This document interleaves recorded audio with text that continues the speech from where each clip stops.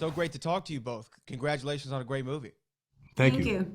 I guess I want to start with this because I'm such a massive pro wrestling fan. So when I found out this movie was coming, I was very excited about it. But I wanted to ask the two of you, did y'all have any preconceived notions of pro wrestling and what it was and what it represented? And did those ideas change after going through this process of the movie? Maura, we can start with you.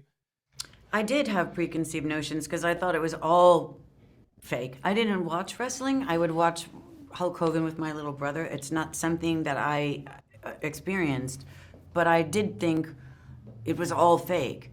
And then doing the movie, I realized, there's a tremendous amount of training they have to go through and a tremendous amount of athleticism. I didn't know how physically demanding it was. I thought it was just a show, and there's a lot more to it than that, I think. Yeah, I'm gonna second Maura's answer too. I was a combat sports fan, and but my interest previously had been more boxing and MMA. And not that I wasn't a wrestling fan, but I had trained in the other sports and I hadn't trained as a wrestler. So the first thing I did when I got the part was, just go to wrestling school.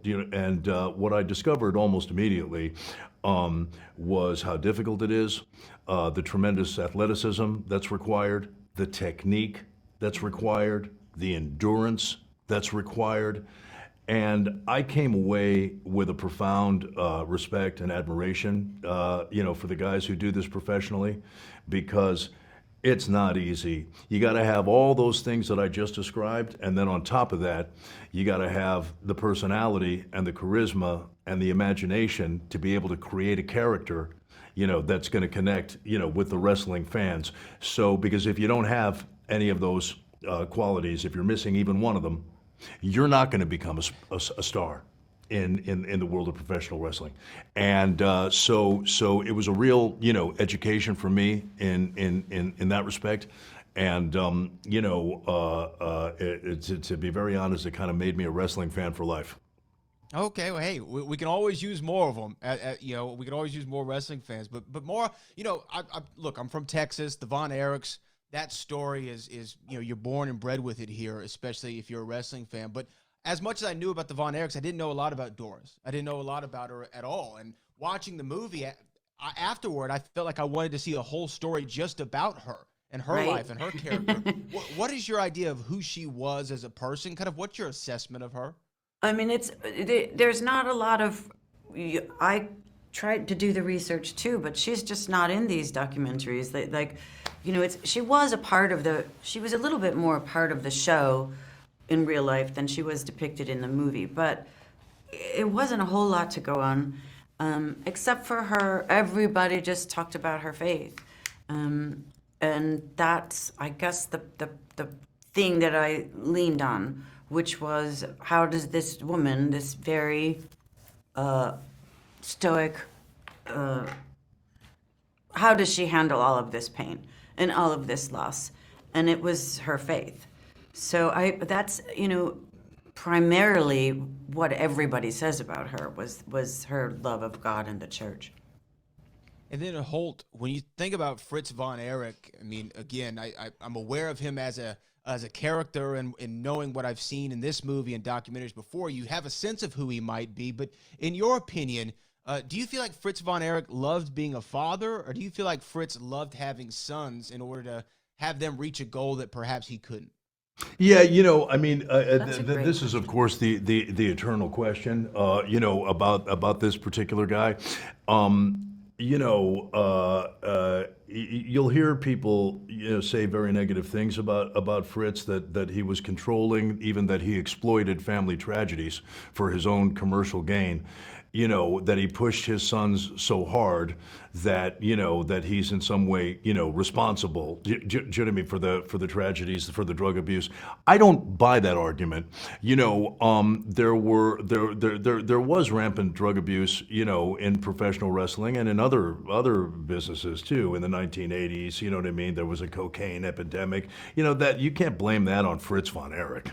Fritz was born in the 20s. Fritz never did cocaine in his life. Fritz wanted his sons to lift weights. He wanted them to be in shape because he knew that strength and that athleticism was something that was going to be required if they were going to be stars in the sport. But I think that he loved his sons and he loved his wife and he wanted his family to be as successful as it could possibly be. I think he's a legend. I think he's one of the most interesting characters in the history of professional wrestling. I think he created a dynasty in Texas, and the real tragedy, look, there was a lot of tragedy, but part of it is that dynasty was so short-lived. That moment in time in the 1980s when David and Kevin and Kerry were rock stars, who could fill Texas Stadium. It was a brief moment, and it was over almost before it began, and so it's very sad.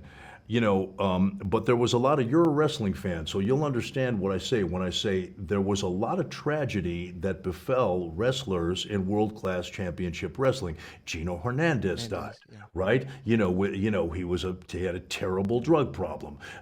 Chris Adams died. You know what I mean? A very violent death. Bruiser Brody, was stabbed to death in San Juan by Jose Gonzalez. Are you going to blame all that on Fritz Von Erich? I mean, at what point are we going to stop trying to suggest that everything that was wrong with professional wrestling in the 1980s was Fritz's fault? I just don't buy it.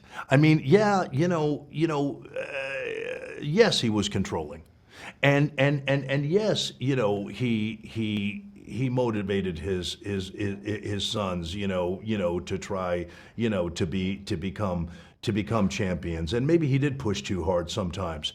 But I'd rather have a father like that than a father who didn't care. Well, profound answer and a profound movie. I want to be respectful of your time. Thank you so much for sharing this story with everybody. We're both. I have one thing to add, if I can. Yes. I got a subscription to ESPN Plus so I could watch those documentaries. So. Yeah. So we'll be there seeing. You go. Yeah.